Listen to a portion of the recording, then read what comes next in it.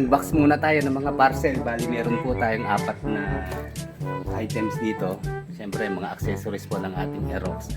At kagaya ng nabanggit ko po last time, magpapalit na tayo ng rear shock. So ewan ko lang nahapo tayo kung tama yung nabili kong rear shock. Kasi ang alam ko 285mm lang ba ang size ng rear shock nitong stock na Aerox. Ang nabili ko po ay 305mm. So sana okay lang kasi kaya nga ako tayo magpapalit para bumaba siya.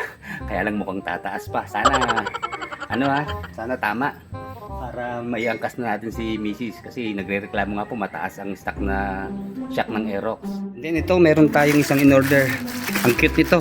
Gustong gusto ko makabili din nito noon pa kasi ito po yung keychain na parang laruan. Motorsiklo po ito eh. Kasi malaking tulong po to. Lagi ko nami-misplace yung susi. So ito kapag nakatambok sa bulsa natin, mabilis natin siya makakapa. Hindi na tayo mahihirapang maghanap at malaki-laki ito.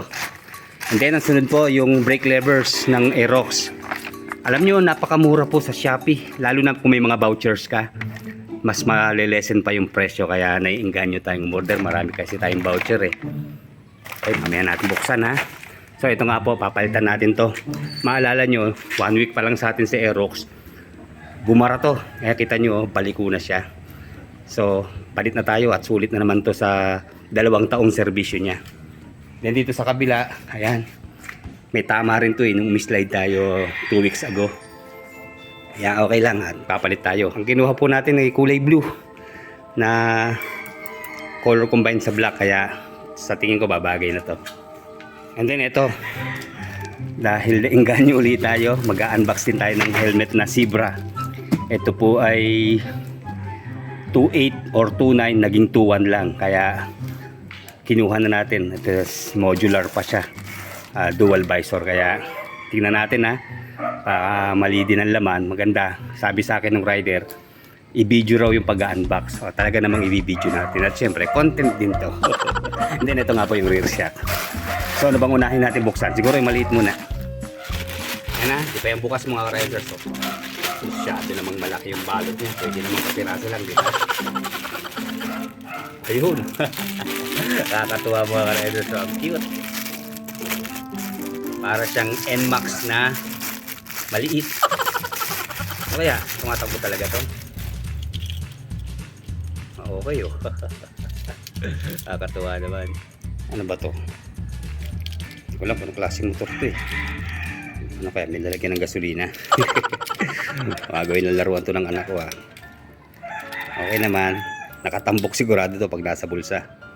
Hindi natin to mami-misplace at ramdam natin siya.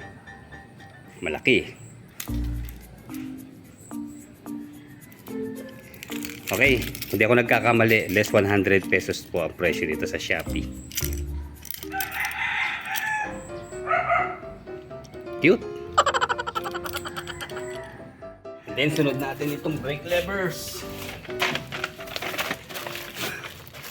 Ayan sa screen yung kanyang description. Hindi ko na po babubusisi at paggabi na, ang tayong time.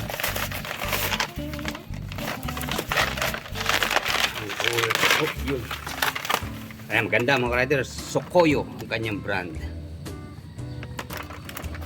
Sana ang bibili natin yung pang Aerox talaga na isang set na siya. Kaya lang nakabili na tayo ng handle grip eh. So ito na lang brake lever. Diba? Okay Maganda ang quality mga riders. So, ayan, meron pa siyang adjuster. Ayan, kulay blue at black color combination. Babagay sa ating Aerox.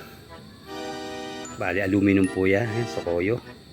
Kung di ako nagkakamali, less 300 pesos po ang presyo nito. Ito yung pang kanan. And then ito yung pang kaliwa. Tingnan natin.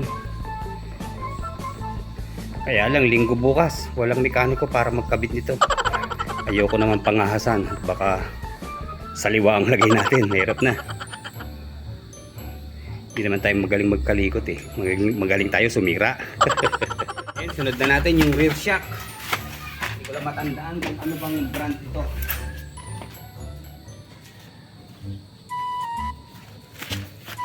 Hindi ko na kayang manu-manuhin. Kailangan na ng gunting at masyadong silyado.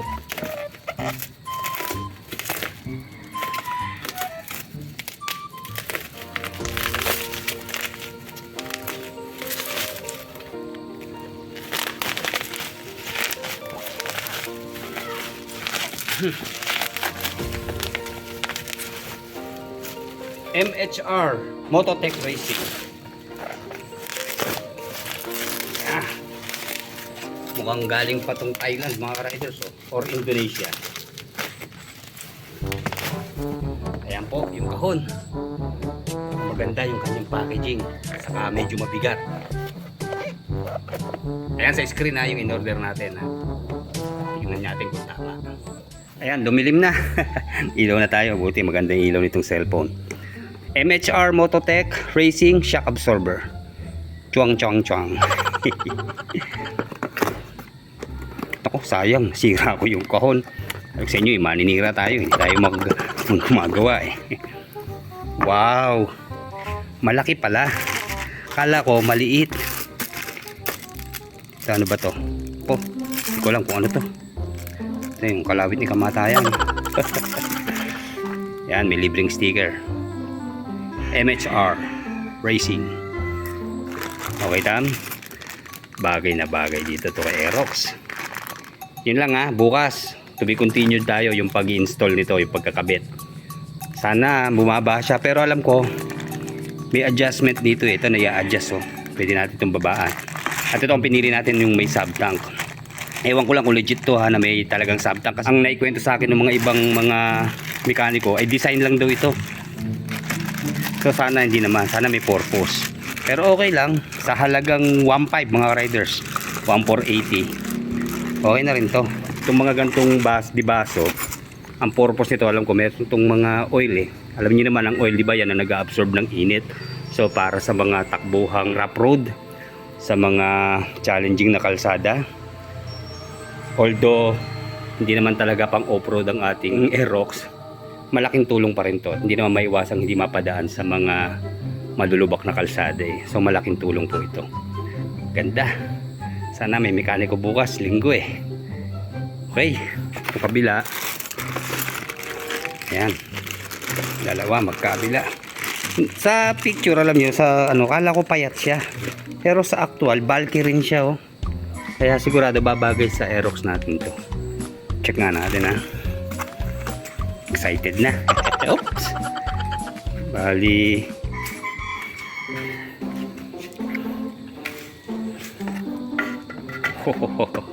Diba? Dibaso na siya.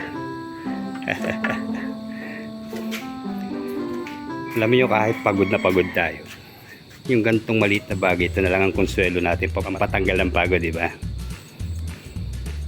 Okay, last one, yung ating Zebra helmet na modular. Dito na ulit tayo sa kwarto, madilim na sa labas, nakanilalamok na ako, kati. Okay, ito ha, hindi pa yung nabubuksan ha.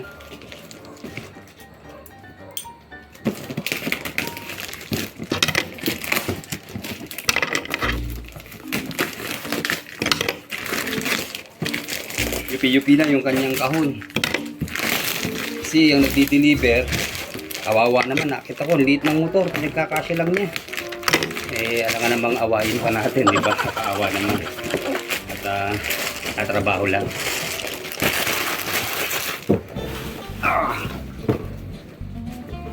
Kalat. Okay. Ayan po sa screen kung anong klaseng helmet to. Hindi ko na kayang paliwanag. Pagod na tayo. Buksan na natin ha.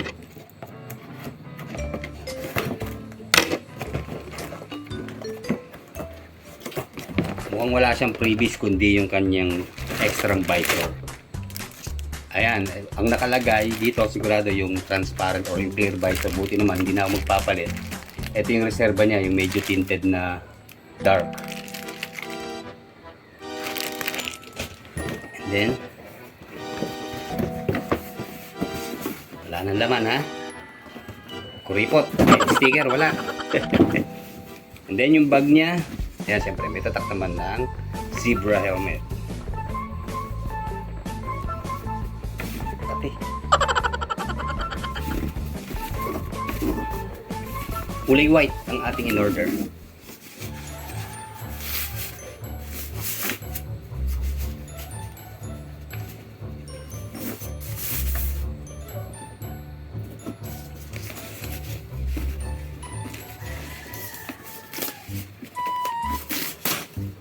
sira na.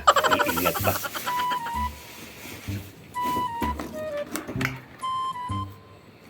Okay, bali ibang size to. Size medium. Hanapin ang letter M. Okay, size medium nga. Yan, ibidin siya. M, medium. Okay, tanggalin na natin yung kanyang protection.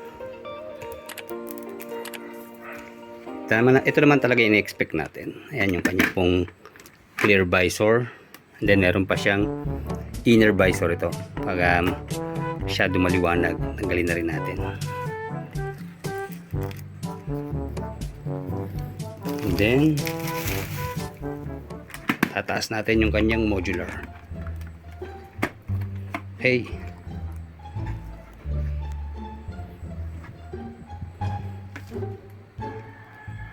Then pag itataas itong inner visor niya, nandito sa ilalim ang pihitan, dito sa left side.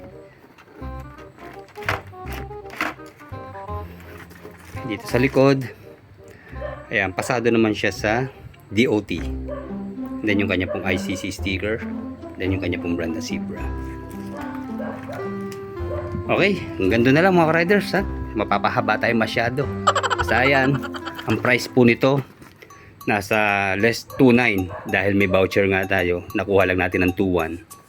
Kaya sulit na rin. Meron ka ng modular helmet, naka dual visor sa halagang 2.1, diba?